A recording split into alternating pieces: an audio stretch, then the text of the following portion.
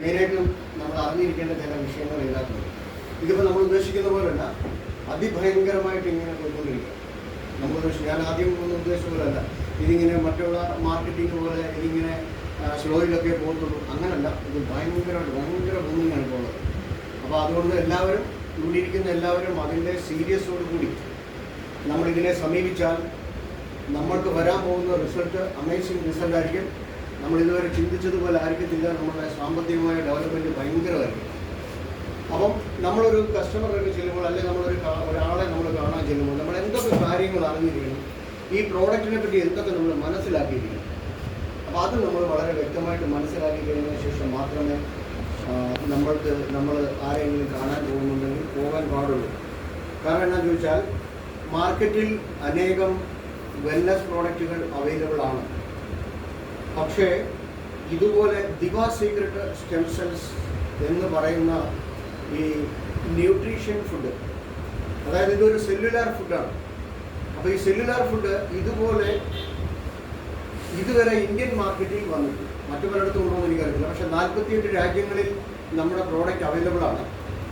ഇന്ത്യയിൽ വന്നിട്ട് ഏതാണ്ട് എൻ്റെ അറിവ് ശരിയാണെങ്കിൽ ഒരു 7 മാസം മാത്രമേ ആയിട്ടുള്ളൂ. അപ്പം ഞാൻ ഇതിനകത്തേക്ക് വന്നിട്ട് ഒരു ആക്റ്റീവായിട്ട് വർക്ക് ചെയ്യാൻ തുടങ്ങിയിട്ട് ഒരു 2.5 മാസമായിട്ട്. അതിനു മുമ്പ് ഞാൻ ഇതിനെപ്പറ്റി കണ്ടു. ഇപ്പോൾ ഉടോസാറിവിടെ പറഞ്ഞു എങ്ങനെയാണ് ഞാൻ ഇങ്ങോട്ട് വന്നത്. ഞാനൊരു നെറ്റ്വർക്ക് മാർക്കറ്റിംഗ് ഒന്നും ചെയ്യുന്ന ഒരാളാണ്. എനിക്ക് അതിനെപ്പറ്റി ഒന്നും വലിയ ബോധമില്ല. ഞാനൊരു പ്രോഡക്റ്റ് ഒന്നും ചെയ്തിട്ടില്ല. ഈ ആമയെന്നും മോഡിയെന്നും RCM ഒന്നും ഒക്കെ കേട്ടിട്ടുണ്ട്. RCMൻ്റെ കുറച്ച് സാധനങ്ങളൊക്കെ മേടിച്ചിട്ടുണ്ടെന്നുള്ളതല്ലാതെ അതിലൊരു മാർക്കറ്റിങ്ങിൻ്റെ ആ ഒരു ബെനിഫിറ്റ്സ് ഒന്നും എടുക്കാൻ എനിക്ക് വലിയ താല്പര്യമില്ല. ഞാനത് അങ്ങനെ ചെയ്തിട്ടില്ല. പക്ഷേ ഇതിനെ സംബന്ധിച്ച് പറഞ്ഞാൽ എൻ്റെ ജീവിതത്തിൽ ഒത്തിരി വ്യത്യാസങ്ങൾ വരുത്തിയിട്ടുള്ള ഒരു പ്രോഡക്റ്റ്.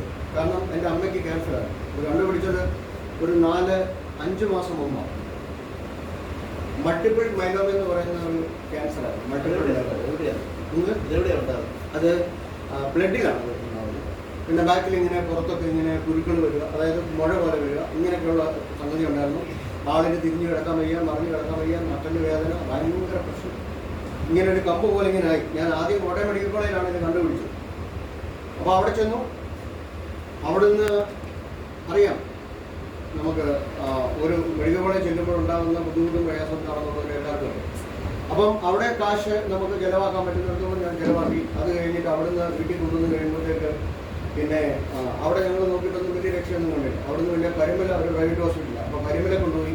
കരിമല ചെന്നപ്പോഴും അവർക്ക് ഇതൊക്കെ തന്നെ ചെയ്യാനുള്ളൂ, വേറെ പ്രത്യേകിച്ചൊന്നുമില്ല.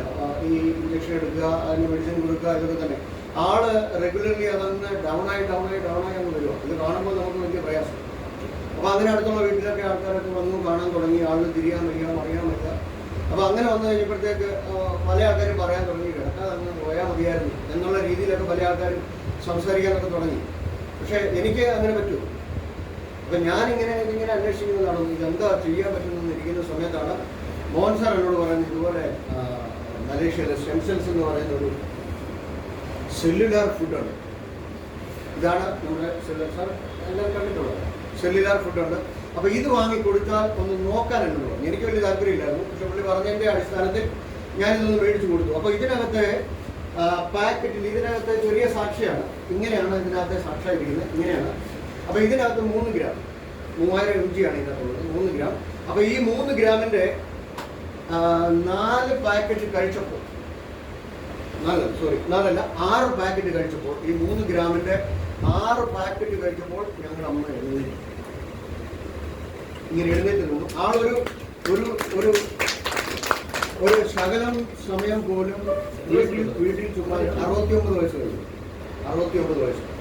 അപ്പം ആളിന് ഈ വീട്ടിൽ ഒരു സമയം പോലും ചുമ്മാതിരിക്കുന്ന ഇഷ്ടമാണ്. അപ്പോൾ ഈ പുള്ളി എന്തോ ചെയ്യുന്നു, ഞാനൊരു ദിവസം വൈകിട്ട് വരുമ്പോൾ ഞാൻ നോക്കുമ്പോൾ പറമ്പിൽ നിൽക്കുന്നു. ഞാൻ പോകുമ്പോൾ കിടന്ന് ഇത് കണ്ടിട്ട് പോയ ആളാണ്. ഞാൻ തിരിച്ചു വരുമ്പോഴത്തേക്ക് പറമ്പിൽ നിൽക്കുക, ഓരോന്നൊക്കെ എടുത്തോണ്ട് ഇങ്ങനെ നിൽക്കുക. ഞാൻ ചോദിച്ചു തന്നെ എങ്ങനെ ചാടി, എനിക്കിപ്പോൾ ഇത്തിരി ആരോഗ്യം തോന്നുന്നുണ്ട്. അപ്പോൾ അങ്ങനെ ഞാനിത് 7 പാക്കറ്റോളം കൊടുത്തു. 7 പാക്കറ്റ്. ഈ 7 പാക്കറ്റ് കൊടുത്തു കഴിഞ്ഞപ്പോൾ അവസാനം അമ്മ തന്നെ എന്നോട് പറഞ്ഞു, എനിക്കിനി വേണ്ട, ഇപ്പോൾ വേണ്ട, ഇനി നമുക്ക് ഡോക്ടറോട് ചോദിച്ചിട്ട് നമുക്ക് ചെയ്താൽ മതി എന്ന് പറഞ്ഞു. അങ്ങനെ അപ്പോൾ ഓരോ പ്രാവശ്യവും ചെക്ക് ചെയ്യാനായിട്ട് ചെല്ലുമ്പോൾ, എല്ലാ പ്രാവശ്യം ചെല്ലുമ്പോൾ ബ്ലഡ് ചെക്ക് ചെയ്യണം. ബ്ലഡ് ചെക്ക് ചെയ്യുമ്പോൾ സംഭവിക്കുന്നത് എന്താണെന്ന് വെച്ച് കഴിഞ്ഞാൽ ബ്ലഡിൻ്റെ കൗണ്ട് കൂടുന്നുണ്ട്. ആദ്യം തീരെ ലോയിൽ കിടന്നു. അവിടെ നിന്ന് ഇങ്ങനെ ബ്ലഡിൻ്റെ കൗണ്ട് കൂടി കൂടി കൂടി കൂടി ഒരു നോർമലായിട്ടുള്ള നല്ല ആരോഗ്യമുള്ള ഒരാൾക്ക് എത്ര പെർസെൻറ്റേജ് ഇത് വരുന്നുണ്ടോ അത് വന്നു കഴിഞ്ഞപ്പോൾ തന്നെ ഡോക്ടർ തന്നെ, അപ്പം ഓരോ പ്രാവശ്യം ചെല്ലുമ്പോൾ ഡോക്ടർ മെഡിസിൻ കുറച്ച് കുറച്ചാണ് കൊടുക്കുന്നത്. അപ്പോൾ ഇത് ചെന്ന് കഴിഞ്ഞപ്പോഴത്തേക്ക് ഡോക്ടർ പറഞ്ഞു ഇനി നമുക്ക് ബ്ലഡൊക്കെ ചെക്ക് ചെയ്ത് കഴിഞ്ഞതിന് ശേഷം കഴിച്ചാൽ മതി, നമുക്കൊന്ന് ചെക്ക് ചെയ്ത് നോക്കാമെന്ന് പറഞ്ഞു. അങ്ങനെ ബ്ലഡും എല്ലാം എടുത്തു നമ്മൾ RCC തന്നെ അയച്ചു. എന്നിട്ട് അവിടുന്ന് റിപ്പോർട്ട് വന്നു കഴിഞ്ഞപ്പോഴത്തേക്ക് ക്യാൻസറിൻ്റെ ഒരു ട്രേസ് പോലും ഇല്ല. അപ്പം നമ്മൾ ഇരിക്കുന്നത് ഒരു നിസ്സാരമായിട്ടുള്ള ഒരു പ്രോഡക്റ്റിന് മുൻപിലല്ല നമ്മളിരിക്കുന്നത്. നമ്മളിരിക്കുന്ന ഹൈലി പവർഫുൾ പ്രോഡക്റ്റിൻ്റെ മുൻപിലാണ്. അപ്പം പറയാൻ കാര്യം, ഞാനിത് വിചാരിച്ചിനി മരുന്ന് കൊടുത്തത് മരുന്നിൻ്റെ എഫക്റ്റ് കൊണ്ടായിരിക്കാം എന്നൊക്കെ എനിക്കൊരു തോന്നൽ വന്നു. ഞാൻ കോടഞ്ചേരിയിലുള്ള ഒരാൾക്ക് ഇത് കൊടുത്തു. നമുക്ക് ഫാമിലിയായിട്ട് അറിയാവുന്ന ഒരാളാണ്.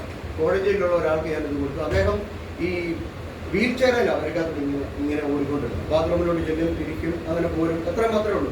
വെളിയിലൂടെ ഒരു 2-3 സ്റ്റെപ്പാണ് താഴോട്ട് ഇറങ്ങുന്നത്. അവരുടെ വീടിന് വെളിയിലോട്ട് ഇറങ്ങുന്നത്. അതുപോലെ പുള്ളി ഇറങ്ങാറ്.